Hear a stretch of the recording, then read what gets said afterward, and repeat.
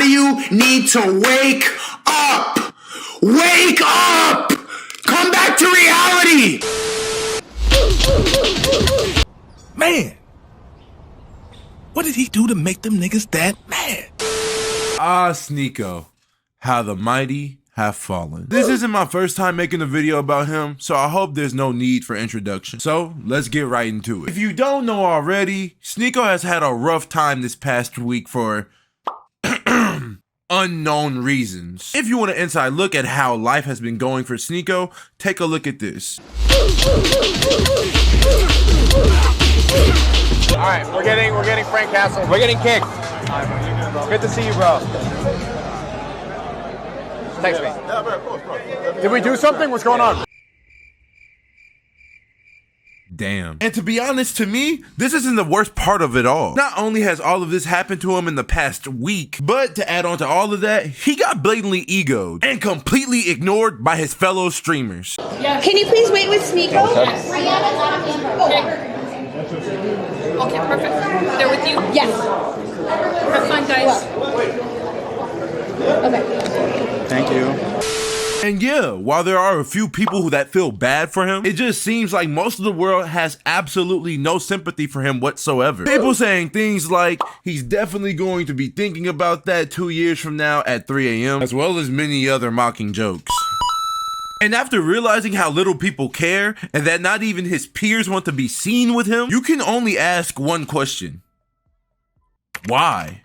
Some people think it's because his peers have outgrown him. Some believe his 15 minutes has just run dry. Some think it just might be beef. And some just think Sneako is bad for business, like Agent said. Roll the clip. Yo, I'll tell you why I think some niggas ignore Sneako. Because Sneako puts people in positions where it's a lose-lose often. Like, he'll ask questions that, like, he wouldn't mind answering because he already lost those opportunities for himself. But those people didn't make that decision. Hold up. Let him go. Now, even though I understand what Agent was saying, and I can even agree with a lot of what was said, I don't believe those are the main reasons why people simply just don't care for Sneako. Honestly, I believe it's a bit deeper than what's being portrayed. You see, we know Sneako. At least the current one. And that current Sneako is a bit of a more tame version of the one that was just yelling at us through his camera a few months ago. I mean, hell, let's be real. I argue that it's a much better version of him. But unfortunately, that's where the problem lies. You see, Sneako went from being one of the most creative minds on the internet to asking brain dead questions like this to celebrities, knowing that they wouldn't answer. I wasn't really comfortable with the women doing this shit, I'm not gonna lie. Perfect. They should be in the kitchen.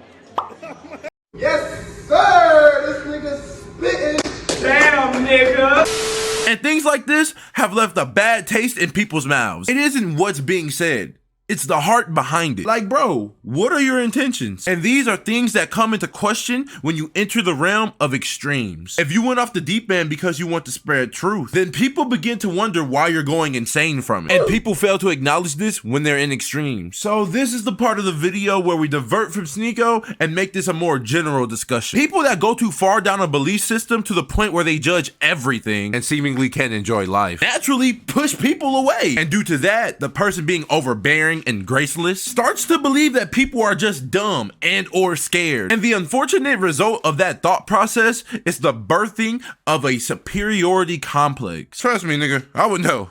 But we're not getting into that. You start to look down on people or become way too forceful, constantly trying to prove your point through the most exaggerated scenarios possible, fooling yourself into believing that reality is actually like that. So much so to the point that you think it's a lonesome path that God himself is taking you on so you can go enlighten the world. But everyone else around you can see this to not be the case. But you don't see it because you're blinded by this belief, by this extreme. So people naturally separate from you, and you don't even see how counterproductive this is. You see, if you're going to run your race, you need to be able to reach others. And how can you expect to do that when your whole personality is extremes and you forcing them onto people, making them uncomfortable, which unfortunately in due time will make you one of the most unlikable type of people to be around. And that's exactly what happens to people when they dive off into extremes. You become controlling and self-righteous with no sense of balance and prudency, all because you think you're right And hell, you may very well be, but who wants to be around someone who constantly throws flaws in their face? To answer that question, it's no one. No one. But that's the path that extremes will inevitably take you down. And for those who will try to argue that you should want to acknowledge flaws in order to improve yourself, shut up. Because all that is a coping mechanism to help you stay blind to the fact that you lack social skills. Now, I'm not saying people won't separate even if you're patient and loving and not a complete psycho about it. Because yeah, they will. Because unknowingly, people place value in remaining ignorant and prideful. But that doesn't mean you should go on stream yelling at people for 9 hours telling them to wake up. The fact of the matter is, people like to be led, but not controlled. So feed the knowledge that you've obtained to them naturally. Trust me, they'll buy in and they'll want to be around you way more. So I don't think Sneako is shunned simply because he's a brand risk, as he even claims. I am not like these other niggas, man. I am not like one of these other influencers. I'm not them. These guys, Kai and Speed, stream like, what do they stream like 6 times? They walk out the red carpet for them. I get it. They're not a brand risk. They're jumping around, they're dancing. They're not gonna speak about anything that is gonna cause a problem. People are afraid that I might ask a question that's gonna lose them a brand deal. But because his time spent symbolically wearing sackcloth and smearing ashes on his face was a complete turnoff. So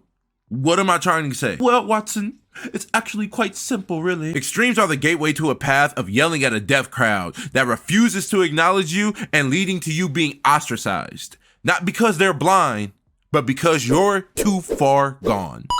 Damn, nigga.